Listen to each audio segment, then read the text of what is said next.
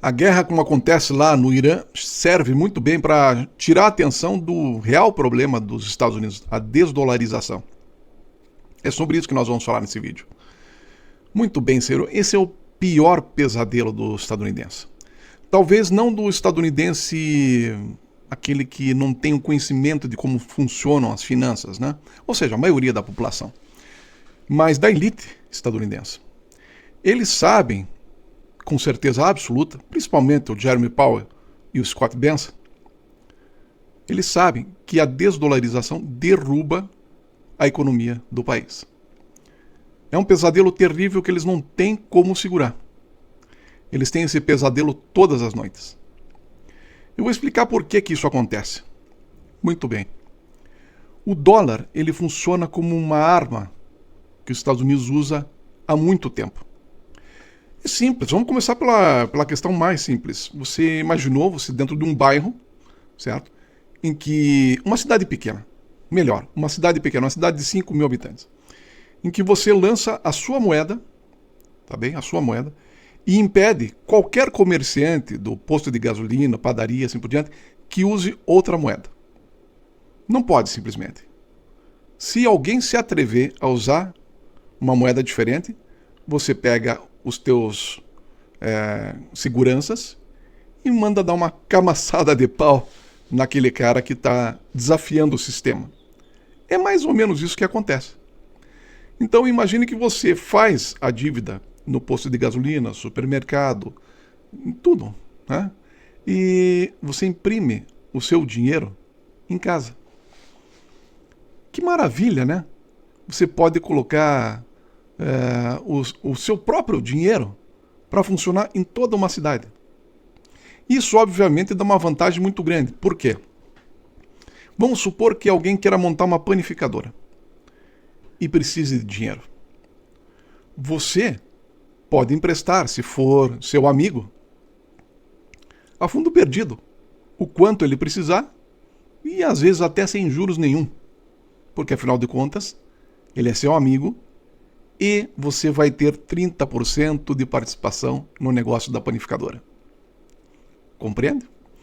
Então, agora, se a pessoa não é teu amigo e precisa de dinheiro para construir um posto de gasolina, por exemplo, você cobra juros altos e pede a fazenda do cara como garantia. Se ele não pagar, você toma a fazenda. Você bota em leilão e toma a fazenda. Então, essa é a vantagem que os Estados Unidos adquiriu ao longo dessas décadas, dessas últimas 8, 7 décadas. Principalmente depois da Segunda Guerra Mundial. Quando eles instituíram e conseguiram colocar o mundo de joelhos em frente ao dólar, eles adquiriram essa prerrogativa de imprimir dinheiro, emprestar a juros zero e na quantidade que queira para os amigos e emprestar a juros elevadíssimos e com garantias para os inimigos. Então ganha dos dois lados. O inimigo paga caro e o amigo cede participação no negócio. É assim que funcionou. E funcionou muito bem para os Estados Unidos durante muito tempo. E outro detalhe, além de ser uma moeda que nessa cidade é a única a existir, todo o dinheiro passa pelo cofre, no seu cofre. Então olha que maravilha, todo o dinheiro da cidade passa pelo seu cofre. Então se alguém quiser da cidade guardar algum dinheiro, o lugar mais seguro é na sua casa, dentro do seu cofre. Que espetáculo! Aquele dinheiro que vai somando ali, que vai subindo dentro do cofre, você pode emprestar para aquele teu parente a juros zero.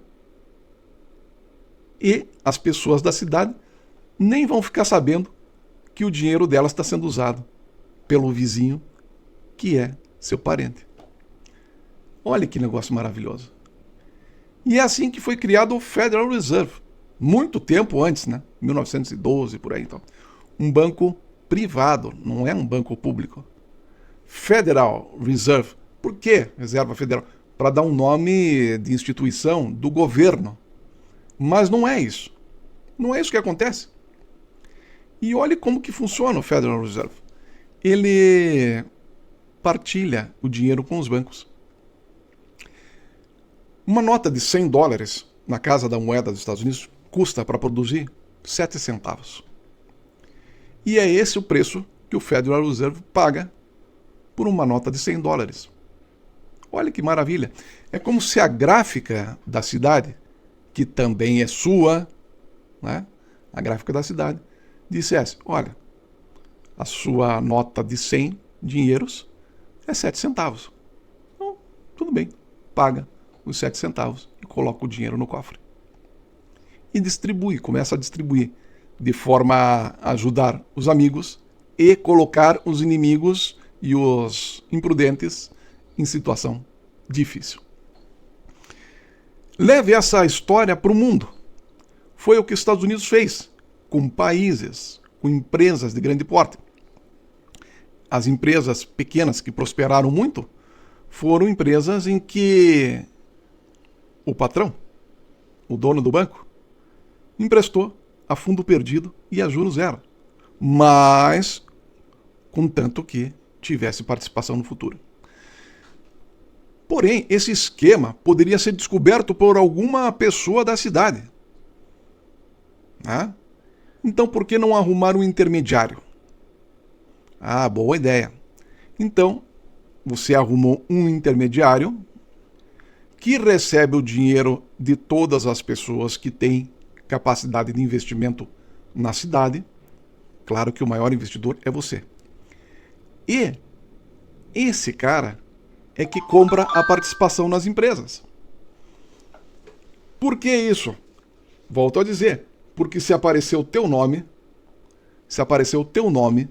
como participante dos negócios da cidade, vai ficar evidente que você está usando o dinheiro de quem? Da população da cidade. Nisso servem as administradoras de ativos, Vanguard, BlackRock e tantas outras. Elas escondem os verdadeiros donos do cascalho. Porque não se sabe quem são os investidores que estão lá.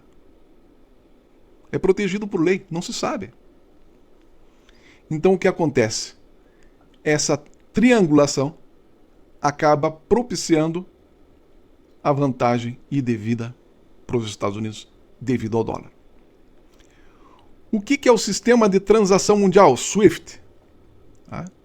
O SWIFT é exatamente esse cofre que fica dentro da sua casa, que é dono da cidade.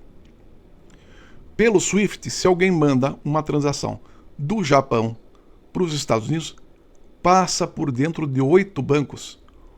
Ou como se tivesse que passar por dentro de 8 cofres dentro do teu quarto, do teu escritório.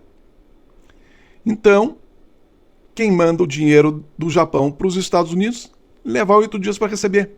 No nosso exemplo, na sua casa ou no seu cofre, você diria, olha, fulano de tal já mandou o dinheiro, mas eu só posso te mandar.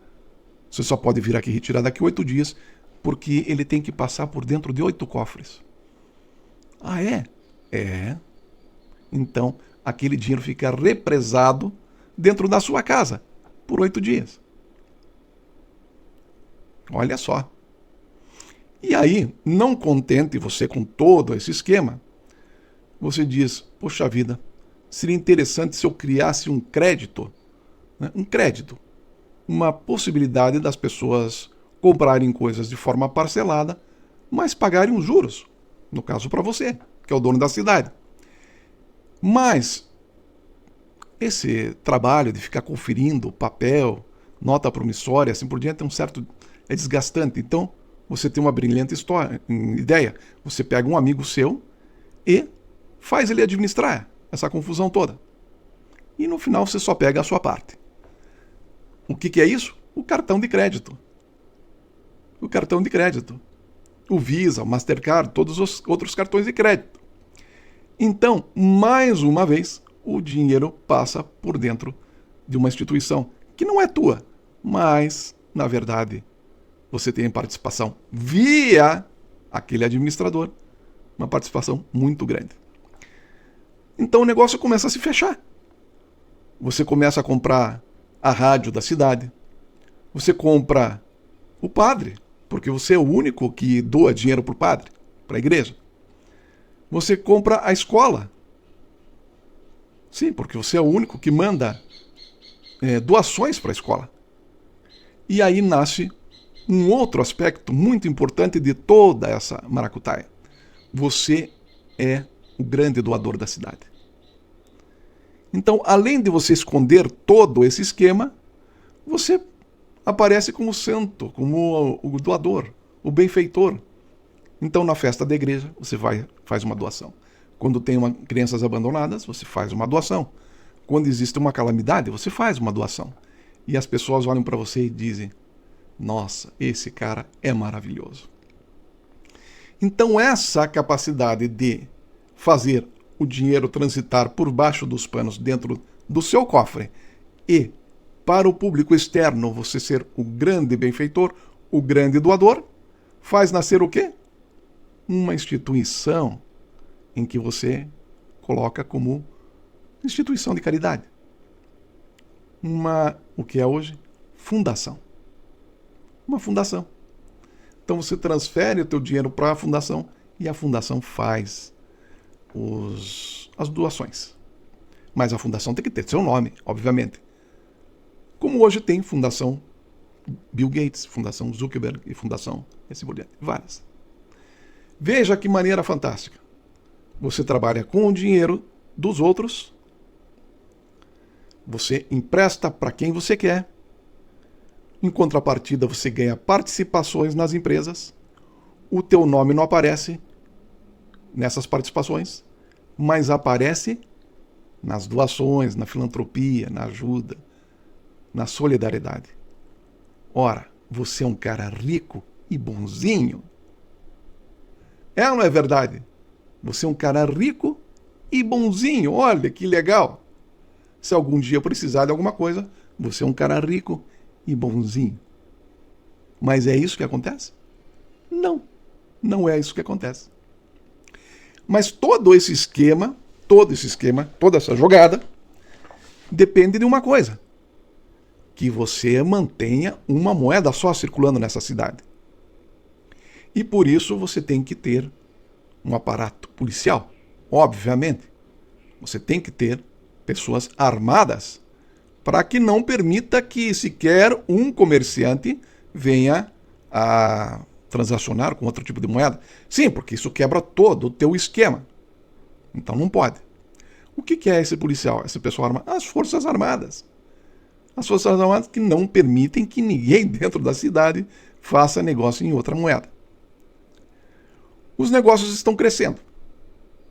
Você fica cada vez mais rico, mais poderoso e assim por diante. Mas tem um detalhe, conhecido por muitos. Quem cria a riqueza não quer dizer que vá segurar a riqueza. Principalmente se o filho já não for aquela pessoa tão enérgica, determinada, e o neto menos ainda. Então aquele fenômeno do pai rico, filho nobre e neto pobre começa a acontecer dentro da tua cidade. Os seus netos não querem mais saber de trabalhar. Não. Ficar aí controlando um, controlando o outro e vendo e assim por diante. Não. Isso aí não. E começam a perceber que existe alguém numa outra cidade que pode fazer um serviço mais barato, com menos custo. Olha que bacana. Tem uma outra cidade, um pouco distante, ela tem 25 mil habitantes, mas a maioria é muito, muito pobre.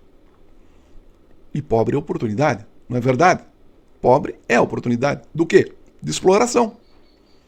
Então você começa a mandar alguns serviços ali da cidade para esses pobres que ficam em outra cidade fazendo. Você já é agora o neto daquele fundador do esquema.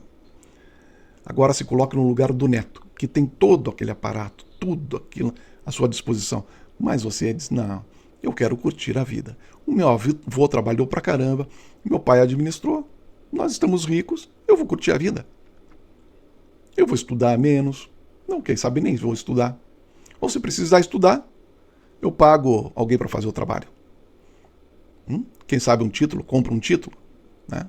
E assim por diante. Então você começa a ficar folgado. Você agora no papel do neto. Folgadinho, né? Quem sabe uma droguinha ali, uma bebidinha ali, uma refeição mais calórica. Deixa de fazer exercício. Para que fazer exercício? Afinal de contas eu tenho tudo. No caso você, o neto. Então a coisa começa a se desenrolar. E você começa a explorar essa outra cidade, que está lá com 25 mil habitantes, que na tua maneira de ver, não passa de um bando de gente pobre e ignorante. Porém, essa gente pobre e ignorante aceita essa exploração, baixa a cabeça, diz tudo bem, mas tem em mente que um dia isso vai parar. Quem representa essa outra cidade? A China. A China, que começa a poupar dinheiro e começa a emprestar dinheiro para essa cidade de 5 mil habitantes, que começou a fazer o quê? Começou a gastar em uma outra cidade, que fica a alguns quilômetros distante. Uma cidade onde tem prostíbulo, onde tem drogas correndo solto, tudo divertido, tudo é maravilhoso, tem campeonatos, tem shows e assim por diante. Olha que maravilha. Você rico, neto de quem começou o sistema, vai para essa cidade gastar. Chega num ponto você começa a se endividar. Tudo que tinha sido construído pelo seu avô começa a desandar. Por quê? Porque na outra cidade tem muita diversão e você está ganhando muito, gastando muito lá e se endividando na própria moeda que você criou, mas está se endividando muito. O cofre começa a esvaziar. E você não pode simplesmente botar mais dinheiro no mercado, na cidade. Por quê? Porque se você fizer isso de forma indiscriminada, o dinheiro dali a pouco não vai valer nada. Por tudo que tem muito no mercado, não vale nada. Então você já percebeu que você não pode ficar imprimindo indiscriminadamente. Não é? Diamante tem valor porque tem uma empresa na Europa que concentra todo o diamante. Então eles soltam uns pouquinhos, porque se eles soltarem tudo de uma vez, perde o valor. Tudo que tem muito não tem valor. Perfeito? Muito bem. Então dentro desse esquema você começa a se deteriorar como pessoa, você perde a moral e assim por diante. De um lado tem uma cidade que te suga toda a riqueza e do outro lado tem uma cidade que está crescendo com trabalho duro, com vontade e assim por diante. É isso que acontece.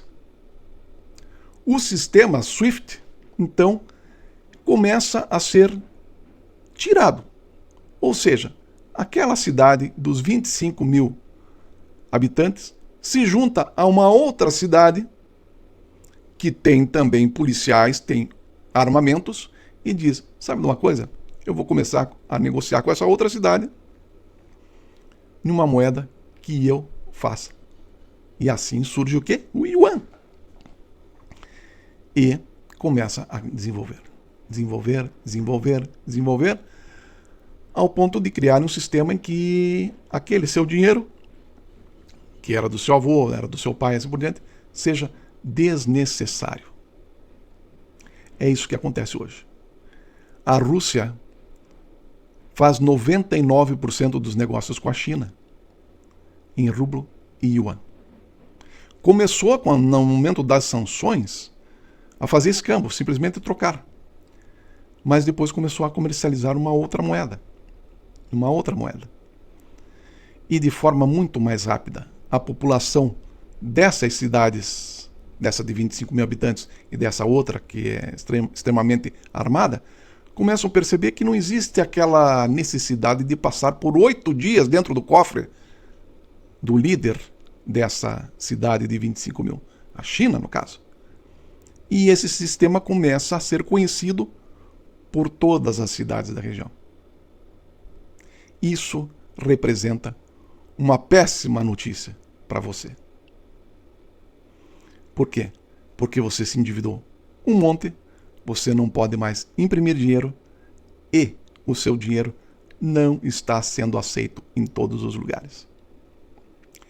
Resultado, como você não trabalhou, não estudou e leva uma vida de luxo, o seu império construído pelo seu avô, administrado pelo seu pai, começa a ruir.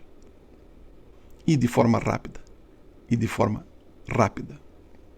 Muito bem, senhores. É isso que está acontecendo. A grosso modo, é isso que está acontecendo. Esse neto, no caso você, está desesperado. Desesperado porque o poder está sumindo. Cada dia tem menos poder. Cada dia você se irrita mais. Cada dia você é mais arrogante, porque obviamente você está preocupado com a situação. Arrogante, truculento, intempestivo, raivoso. E daí todas as outras cidades começam a olhar para você e dizer: olha, infelizmente, você não é mais nosso parceiro. Começam a vir recusas, como por exemplo da Europa, em mandar submarinos e porta-aviões para defender o Estreito de Hormuz. Porque ninguém mais te encara como um aliado. Enquanto você era rico e poderoso, até as outras cidades tal, te respeitavam por interesse. Mas na verdade ninguém gostou muito de você, nunca gostaram muito de você. Mas agora começam a ter oportunidade de dizer não. É isso que está acontecendo no mundo. Os países, os blocos, o BRICS, a Ásia, a China, a Rússia, têm a oportunidade de dizer: chega. Você não vai continuar desse jeito. Explorando os mais pobres, empurrando goela abaixo o seu dinheiro e o seu sistema bancário. Portanto, daqui para frente, se vire. O problema é seu. Quem mandou se acomodar? Quem mandou achar que estava tudo certo? Quem mandou ficar fazendo festa naquela cidade lá que tem orgias, bacanais, prostíbulos, jogos de azar, drogas e tudo mais que é divertido? Comida arada, luxúria. Quem mandou? Alguém forçou? Alguém te empurrou para lá? Não. Você fez o serviço. Você causou o problema. Então, portanto, agora, vire-se. Vai trabalhar. Vai produzir. Vai fazer. E você, como neto, totalmente desprovido de qualidade, de inteligência, de sabedoria, de capacidade, se vê num mato sem cachorro. É isso. É isso. É por esse conto que os Estados Unidos está passando hoje. Scott Bessent, Jeremy Powell, sabem exatamente o que está acontecendo. E sabem que a corda vai arrebentar logo, logo. E sabem que os Estados Unidos não terá misericórdia de ninguém. Porque ao invés de usar da verdade, da humildade e do sacrifício, reforça o comportamento do neto mimado. Truculência, arrogância, uso de força, xingamentos e assim por diante. Me diga, tem chance disso funcionar? É óbvio que não. Agora, o incrível é que muita gente dentro dos Estados Unidos não enxergou isso. Simplesmente não enxergou. Que está patrocinando alguém que está tendo o comportamento do neto perdulário, que está absolutamente destruindo a cidade. Pessoas que antes faziam turismo nessa cidade, não fazem mais. Alguma semelhança com o Canadá, no qual o turista desapareceu, 3 milhões de turistas por ano. Então, essa cidade criada pelo seu avô, administrada pelo seu pai e herdada por você, simplesmente começa a se destruir, a declinar, dia após dia, dia após dia. E a população, sem saber exatamente qual é o problema, sente, na prática, que existe um problema. E começa a vasculhar, tentar entender o que está acontecendo. Vai aos livros, vai ao canal O Dizimista, escuta mais de 1000 vídeos. Presta atenção em cada um deles. E chega à conclusão de que Ford tinha razão quando ele disse: o dia que a população saber ou souber como funciona o sistema financeiro, haverá uma revolução.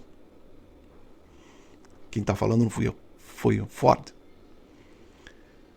Então, essa população começa a ficar absolutamente nervosa. Por quê?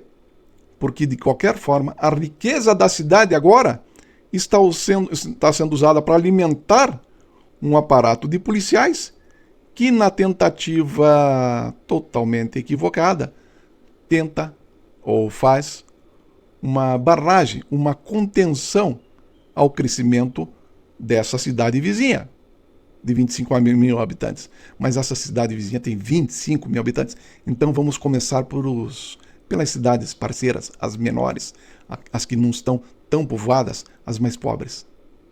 Quem são essas cidades? Venezuela, Iraque, Kuwait, Irã e assim por diante. Tudo isso aí, toda essa história acontece hoje. E a população da tua cidade, em que teu pai foi fundador, teu avô foi fundador, teu pai foi administrador e você é herdeiro, começa a entender que sacanagem. Que sacanagem é essa? Nós estamos cada vez mais pobres. Esse neto esbanja, maltrata, né? Tem os melhores carros, o maior luxo e assim por diante. E a gente fica sofrendo cada vez mais. E a partir disso, essa população começa a se insurgir, começa a dizer: não, a primeira coisa que você tem que fazer é parar de guerrear com aquela cidade lá, parar de brigar fora, em vez de colocar seus policiais lá naquela cidade pequena, que é uma cidade parceira da cidade dos 25 mil habitantes. Não faça isso. Invista em saúde, em alimentação aqui dentro da nossa casa. Tem gente passando fome, como as 500 mil crianças que passam fome todas as noites em Nova York. E você, neto do fundador da cidade, filho do administrador, fica num beco sem saída. Por quê? Para que haja uma resposta dentro de uma lógica, você tem que abrir o jogo, dizer que seu avô criou um esquema, seu pai administrou o esquema e você herdou o esquema. Obviamente, quem herdou o esquema não tem coragem de falar para a população. De forma alguma. Não tem coragem.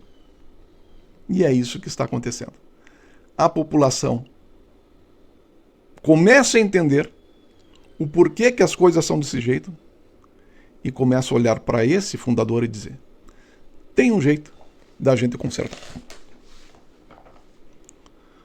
Toda essa riqueza que você acumulou, nós vamos tirar de você. E nós vamos usar essa riqueza não para ficar fazendo guerra fora. Nós vamos usar essa riqueza para melhorar a qualidade de ensino, a alimentação, a produtividade, a pesquisa. Ou seja, nós vamos fazer tudo que deveríamos ter feito nessas últimas 8 décadas. E aí, o que acontece nessa sua cidade, do qual seu pai foi fundador, seu avô foi fundador, seu pai foi administrador e você herdeiro, acontece um choque socialista. Alguma semelhança com a votação expressiva do Mandani em Nova York? Nenhuma, né? Claro que tem todas as semelhanças. Todas as semelhanças possíveis. A eleição do Mamdani foi absolutamente icônica, absolutamente histórica.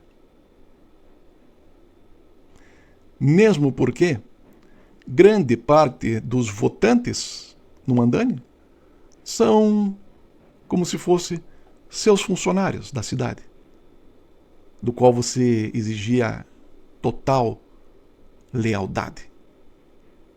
Mas até mesmo esses funcionários estão sendo mal remunerados e começam a olhar para você e dizer: não dá mais. Os Estados Unidos vão ter que passar por esse choque socialista. Não tem saída.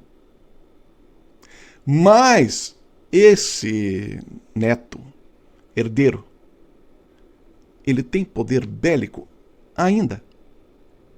E vai tentar usar esse poder bélico para conter a população da cidade. Por que não vai dar certo? Porque não consegue nem conter aquela pequena cidade, que é parceira daquela cidade dos 25 mil habitantes, que simboliza a China. Não consegue. Por quê? Porque espalhou demais os seus policiais naquela região toda, dessas cidades, pequenas cidades, espalhou demais para impedir que outras moedas entrassem. Então, não tem condições nem dinheiro de manter guerra fora e guerra dentro. Portanto, o esquema desaba. Desaba na mão de quem? Dos socialistas, dos progressistas. E os Estados Unidos passa a ter uma revolução socialista. Da mesma forma que aquela cidade dos 25 mil habitantes teve que passar por um choque capitalista, não se tornou uma cidade capitalista, mas teve que abrir seu capitalismo, mas sem deixar que o banco dessa cidade entrasse lá, criou seu próprio. Não é verdade? É assim. Mas teve que passar por um choque capitalista, teve que começar a transacionar com o mundo, né? Fazer negócios. Da mesma forma, essa cidade, do qual você é neto, herdeiro, seu pai foi administrador e seu avô foi fundador, vai passar por um choque socialista. E se você, como rebelde, quiser conter isso, sinto lhe dizer, vai dar problema. Pessoal, se você gosta do nosso canal, se você acredita que estamos fazendo um bom trabalho, levando luz onde há trevas, para que a humanidade tenha paz e prosperidade, participe. Como que você pode participar? Se inscreva no canal, compartilhe o canal, mande um comentário no canal, faça uma doação. Você tem aqui um pix@odizimista@gmail.com. Se você puder, não mande nada que vai te fazer falta. Não mande valores expressivos, coisas que vai te fazer falta. Mande, se possível, o que você puder. É importante para manter a independência do canal, para que a gente possa também impulsionar isso lá nos Estados Unidos e fazer eles perceberem o que está acontecendo e tomarem as providências antes que esse neto maluco, mimado e armado bote fogo em todas as cidades, inclusive na dele. Pessoal, faça qualquer coisa, só não fique parado. Um abraço, até a próxima.